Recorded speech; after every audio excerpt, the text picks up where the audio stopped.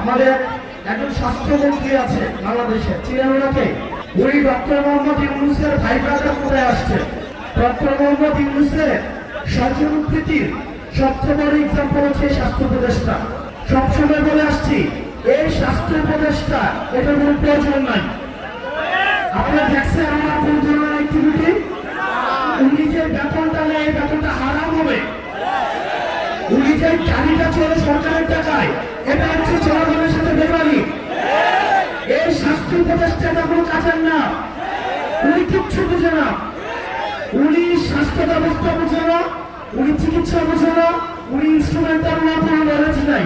উনার একমাত্র যোগ্যতা, উনি গ্রামীণ ব্যাংকে ছিল এবং ডক্টর মোহাম্মদ ইউনূসের হচ্ছে খুব কাছের মানুষ। এইটাই ওনার যোগ্যতা। এই স্বাস্থ্য উপদেষ্টা নিয়ে আমরা কি করিব? এবং দুঃখজনক বিষয়, উনি নিজে চিকিৎসা করে কি সিঙ্গাপুর যায়। এখন আমরা বললে তো হচ্ছে বিরাট বেকার হয়, আমরা বললে রাগ হয়, রাগ। ওনাকে একটা কথা বলছিলাম, এরপর উনি আর আমাদের সাথে কোনো যোগাযোগ করে না। এই স্বাস্থ্য উপদেষ্টার অনীতি বিলম্বে এই জনগণের যে টাকা পয়সা উনি বেতন দিছে, সেগুলো রাষ্ট্রদার কোষাগারে জমা দিয়ে ওনার অনীতি বিলম্বে পদত্যাগ করা উচিত।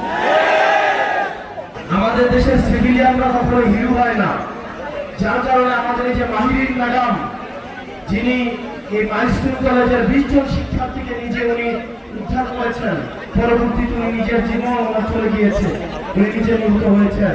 আমরা মাহিরিন ম্যাডামকে আমরা রাষ্ট্রীয়ভাবে আমরা যথাযথ মর্যাদা দিতে পারি নাই, এটা আমাদের ব্যর্থতা। এই সরকারের কাছে অনেক প্রত্যাশা ছিল, প্রত্যাশার পারেও দিন দিন কমছে। দিন শেষে আপনাদের কাছে আহ্বান জানাবো, দলমত নির্বিশেষে আমাদেরকে ফেসিবাদের বিপক্ষে আমাদেরকে অবস্থান নিতে হবে। আপনারা গতকাল দেখছেন লাশের উপর দিয়ে এই আওয়ামী ফেসিবাদ আবার তারা হচ্ছে রাজনীতি করার চেষ্টা করেছে।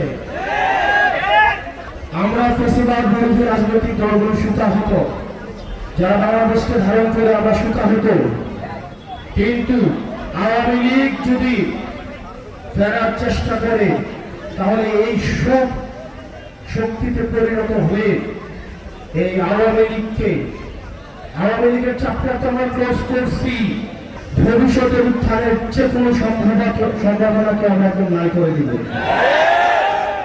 হাসিনার আমলে কি পরিমাণ দুর্নীতি করা হয়েছে আমরা শুনছি। বিমান বাহিনীর সাবেক প্রধান নাকি 3000 কোটি টাকা দুর্নীতি করছে। এই বিমানগুলো কিন্তু হাসিনার আমলে কেনা। আমরা বিমান বাহিনী যে ভাইরা রয়েছেন, আমরা আপনাদের নিরাপত্তাও চাই। আপনাদের নিরাপত্তাও কিন্তু ঝুঁকিতে রয়েছে। এসব ইনস্ট্রুমেন্ট এগুলো কি সঠিক কিনা, ঝুঁকিমুক্ত কিনা, সেগুলো আপনাদের বিবেচনার সুযোগ আসছে। আপনারা সেগুলো বিবেচনা করুন, নিজেদের আবার পুনর্মূল্যায়ন করুন। আপনারা ভালো থাকবেন, সুস্থ থাকবেন। আমরা যেন এই জাতীয় শোককে আমরা কাটিয়ে উঠতে পারি। যারা নিহত হয়েছে তাদের আত্মার মাগফিরাত কামনা করছি, আল্লাহ তাদের জান্নাত নসিব করুন।